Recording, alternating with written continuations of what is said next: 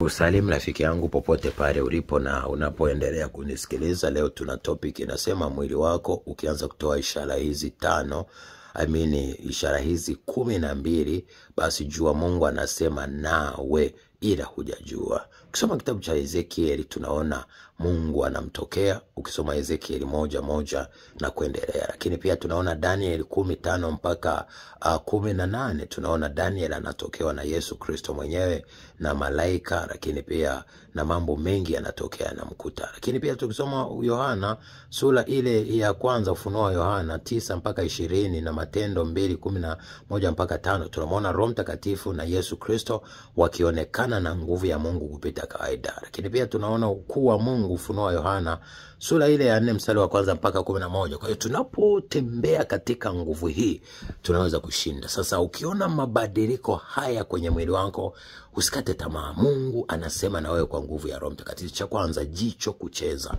Jicho linaweza kuwa la mkono wa kulia au la kushoto. Jicho linaweza kuwa upande wa juu au wa chini. Kuna madarasa mengi nimefundisha, unaweza kufuatilia hizo video ukajifunza nini maana yake. Lakini cha pili, mkono kuwasha.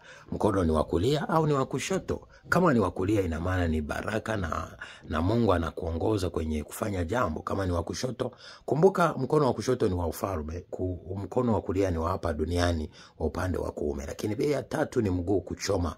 Je, ni wa kushoto, ina maana unaweza kuwa unakuzuia kwenda sehemu fulani, lakini kulia kukuruhusu. Lakini pia inawezekana mwili kuwaka moto, upo unaomba unawaka moto, ina maana ni udhihirisho wa Roho Mtakatifu. Soma Matendo 2:1 mpaka 5. Walipoomba wale waliokuwa siku ya Pentekoste, wanafunzi wa Yesu, wakaosikia uvumi kama upepo, na moja kwa moja watasikia ndimi za moto zikawashukia. Unaweza kuwa unaomba unasikia moto unapita kwenye mwili wako, au unasikia kama ubaridi, au unasikia kama ganzi. Huo unaweza kuwa ni udhihirisho wa Roho Mtakatifu. 5 ni vitu kutembea mwilini mwako. Sasa hapa anaweza kuwa na kudhihirishia kwamba kuna roho chafu zimemiliki mwili wako. Lakini pia na udhihirisho wa Roho Mtakatifu inategemea sasa unasikia nini. Lakini 6 unasikia nguvu inajaa ndani yako. 7 ni kama shoti ya umeme unapogusana na mtu, wenda umegusana na mtu asiye sahihi. Kwa hiyo Roho Mtakatifu anakuonya kwamba mtu uliyegusana naye wenda na nguvu za giza. 5 ni mwanga kutokea kwenye Biblia. Ukiwa unasoma wenda ni udhihirisho wa Roho Mtakatifu, ina maana anakuonesha ili akuongoze na kufunulie na akupe ufunuo wa maandiko. 6 ni mwili kuhisi hofu, ina maana wenda Mungu anakuonya juu ya mtu, kitu au hali au mazingira fulani.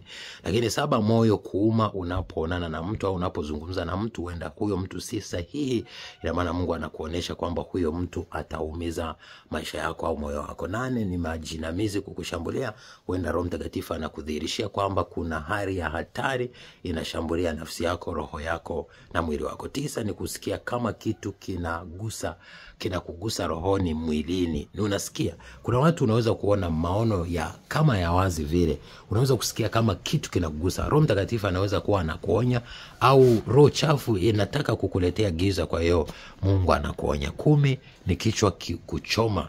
Unashangaa kichwa labda upande wa kulia au wa kushoto, kwa Mungu muda mwingine anakuonesha upande wa kulia labda ufanye maamuzi sahihi, wa kushoto unafanya maamuzi yasiyo sahihi. 11 ni bega kucheza. Ni bega gani, la kulia la kushoto?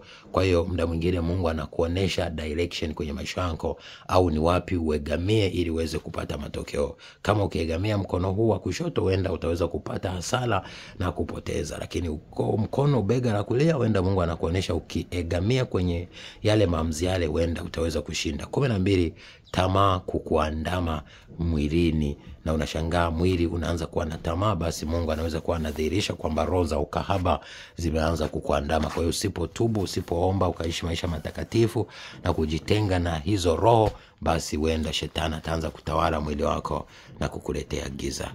Nawapenda. God bless you. Be a shining star in Jesus name. Shalom.